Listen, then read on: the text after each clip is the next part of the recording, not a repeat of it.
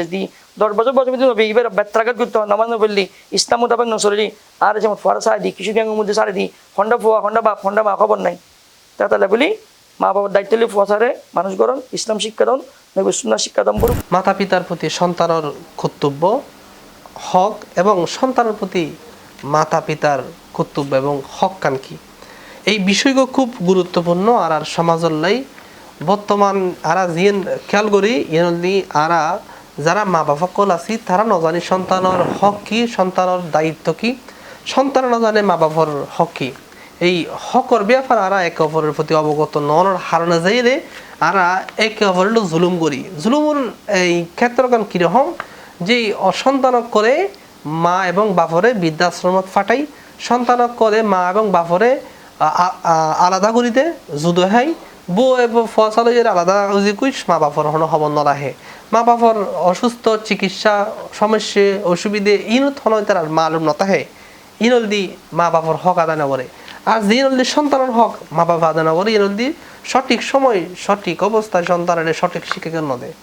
সন্তানের সঠিকভাবে বর্ণনা করে সন্তানের সুশিক্ষা শিক্ষিত নগরে এত লাই আর এই বিষয় আজি আর নির্ধারণ করছি এই গুরুত্বপূর্ণ বিষয়ে আলোচনা করি বেলাই মৌলানা রাহিদুল ইসলাম আল কাদেরীর হুজুর হাসান যাইম অনন্তই জানতাম চাই আসলে মাতা পিতার হক সন্তানের উদ্দি এই বিষয়ে কার আলোচনা করি ফুলন। আসসালামু আলাইকুম ওয়া রাহমাতুল্লাহি ওয়া বারাকাতুহু। সম্মানিত দর্শক শ্রোতা, আজ আমরা অত্যন্ত গুরুত্বপূর্ণ বিষয় নিয়ে আর উপস্থাপক মহোদয়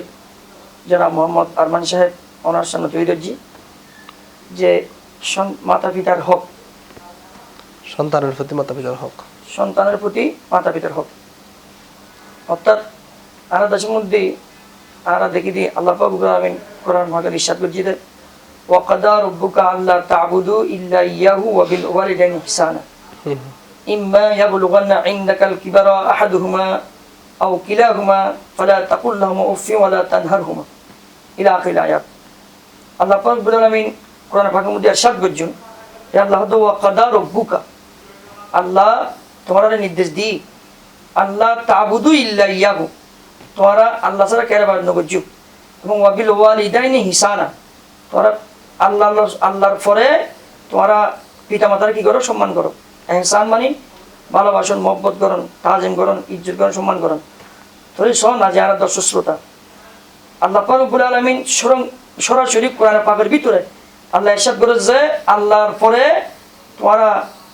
মাতা পিতারে কি করো সম্মান করো ইজ্জত করো ইহসান করো দয়া করো। তাহলে আল্লাহ রসুল পরে আল্লাহ রসুল দিয়ে ইমান সাপ্তাহ তো আল্লাহ রসুল দিয়ে আল্লাহর রসুলের প্রতি ইমান আনন মোহব্বত করেন দিয়ে ইমান সাপ্তাহ আর এরপরে দুনিয়ার আবাদতের ভিতরে সর্বশ্রেষ্ঠ আবাদত দিয়ে পিতা মাতারা কি করেন ইজ্জত এবং সম্মান করেন যেহেতু পিতা মাতার মাধ্যমে আল্লাহ দুনিয়াত পাঠাই এত লাখ করার পাক আল্লাহ অন্য জায়গায় তো ওয়াহানান আলা ওয়াহানিন অর্থাৎ মাই কষ্টের পর কষ্ট স্বীকার করি সন্তানের গর্ভ ধারণ করে যার কারণে আল্লাহ তোরা মা বাবার কি করো ইজ্জত করো সম্মান করো। যেহেতু মা বাবার হেসান মা বাবা মাই দরবার দুদিন গর্ভ ধারণ করছি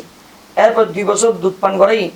এরপর এবার বাপ এবার ফিসুদি লক্ষ লক্ষ টাকা খরচ করি ফোয়ারে মানুষ করছি এটা লাগলে আল্লাহ কথা তোরা অবিল ওয়ালিদাইনি ইহসানা এবং আল্লাহ এর উপর ইম্মা ইয়াবলুগান্না ইনদাকা আল কিবারা তোমার নিকট যদি তারা যদি বৃদ্ধ হয়ে যাবে আহাদুহুমা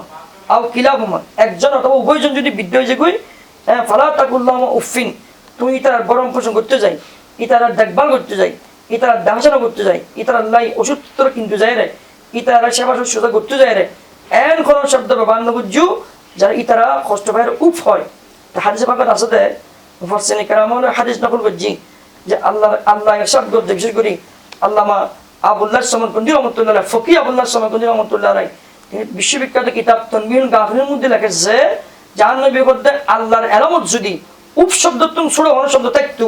যে উপসা যদি আরো যদি কষ্ট কোনো শব্দ থাকতো ছোড়ো উপ তুমি ছোড়ো তাহলে আল্লাহ মা বাবাল্লাহ উপ ইয়াক্তি বহন পর্যন্ত নিষেধ করে দিত। তাহলে বুঝাত দেয় আল্লাহর মাহবুব নবী ইরশাদ করেছে ও আর আল্লাহর হাসে উপত্য কোনো ছোট শব্দ নাই অর্থাৎ ইবে সর্বশেষ ছোট শব্দ জিবে মা বাবাল্লাহ ইসগন দায়িত্ব অর্থাৎ তুমি মা বাবার এমন কোনো কথা বলতে পারতো না যেখানে মা বাবা উপ ফাইব তো আল্লামা ইসমাইল হকি রহমতুল্লাহ আলাইহি তাফসীরুল বায়ানের মধ্যে বহুত বিস্তারিত তাফসীর লিখি এনে লেখার যোগ্য সন্তান মা বাবার খুললে সম্মান করব অর্থাৎ একজন উগ্র কঠোর হৃদয়ের উগ্র বাচ্চা ইবের সামনে একজন গোলাম যেভাবে দাঁড়ায় যে একটু বেশন বললে আর মুনিবে আর বাচ্চা আর প্রহার করিব মারিব অদেভাবে বাচ্চারা দিলে উগ্র গোলামে ভয় করে এবার একেবারে নরম তরময় এর সামনে দিয়ে ঠিক তেমনি উগ্র ফোয়া যত বড় কুটুপতি হোক রাজা হোক মহারাজ হোক বাচ্চ হোক প্রধানমন্ত্রী হোক মিনিস্টার হোক এবার আলেম হোক ডাক্তার হোক বুদ্ধিজীবী হোক লেখক হোক গবেষক হোক এবার যাতে মা বাবার সামনে গিয়ে এবার গোলামের মতো গোলাম দিয়ে থাকবো মা বাবার সামনে। সুতরাং এতটুকু মহব্বত ভালোবাসা এতটুকু ইজ্জত সম্মান যদি মা বাবার গণ্য করেন কখনো আল্লাহ রসুল দরবারের মধ্যেই ভালো সন্তান প্রত্যেক। সম্মানিত ধন্যবাদ। সম্মানিত আলোচক মাওলানা রাশিদুল ইসলাম আল কাদের, অসংখ্য ধন্যবাদ জানাই।